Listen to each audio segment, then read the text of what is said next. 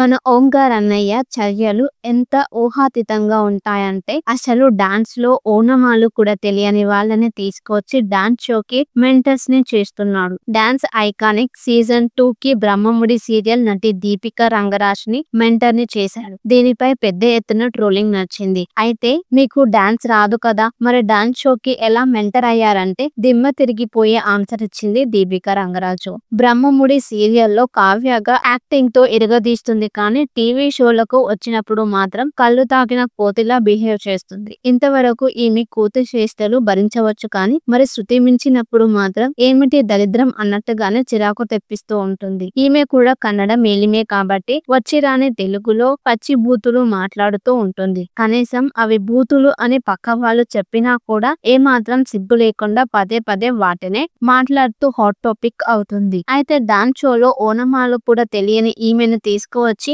Dance iconic షోకి mentor ని చేశాడు మన ఓంకార్ అన్నయ్య. దీంతో ఆమెపై ట్రోలింగ్ నచ్చింది. అయితే ఈ ట్రోలింగ్ పై స్పందిస్తూ చాలా తెలివిగా సమాధానం చెప్పింది దీపిక రంగరాజు. అంతేకాదు తన ఫస్ట్ కిస్ గురించి, మియా ఖలీఫా వీడియోల వీక్షణ గురించి, తన రిలేషన్షిప్ గురించి ఓపెన్ అయింది దీపిక రంగరాజు. మన సురేఖ వాణి పుత్రిక రత్నం సుప్రీత హోస్ట్ చేస్తున్న ఫీలింగ్స్ విత్ సుప్రీత తాజా ఎపిసోడ్ కి జబర్దస్త్ కమెడియన్ నరేష్ తో కలిసి వచ్చింది దీపిక రంగరాజు. ఈ సందర్భంలో పలు ఆసక్తికరమైన విషయాలను పంచుకుంది. నువ్వు ఎక్కువగా ఎవరి వీడియోలు చూస్తూ ఉంటావు అని సుప్రీత పొట్టి నరేష్ ని అడిగితే మియా ఖలీఫా అంటూ టక్కున సమాధానం చెప్పింది. పక్కనే ఉన్న దీపిక రంగరాజు మరి ఆ 4 నటి వీడియోలు ఈమెకు అంత సడన్ గా గుర్తొచ్చాయేమో కానీ తను కూడా మియా ఖలీఫా ఫాలోవర్ అనిపించింది ఆ సమాధానంతో. మీరు ఎప్పుడైనా లివింగ్ రిలేషన్షిప్ లో ఉన్నారా అని దీపికని అడగ్గా పుట్టినప్పటి నుంచి లివింగ్ రిలేషన్షిప్ లో ఉన్నా, మా అమ్మ నాన్నలతో అంటూ చాలా తెలివిగా సమాధానం ఇచ్చింది దీపిక. ఎవరిని చూస్తే మూడు ఉత్సాహం మొత్తం పోతుంది అని అడిగితే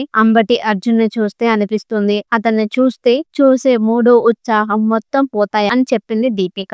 డాన్స్ రాకుండా డాన్స్ షోకి మెంటర్ అయ్యావని చాలా మంది ట్రోల్ చేస్తున్నారు. వాళ్ళకి నువ్వు ఇచ్చే సమాధానం ఏంటి అని దీపికని అడగ్గా, ఇప్పుడు ఐపీఎల్ జరుగుతుంది కదా, అందరూ గుంపులుగా వెళ్లి స్టేడియంలో మ్యాచ్లు చూస్తున్నారు, వాళ్ళందరికీ క్రికెట్ వచ్చా అంటూ ట్రోల్స్ కి సమాధానం ఇచ్చింది దీపిక.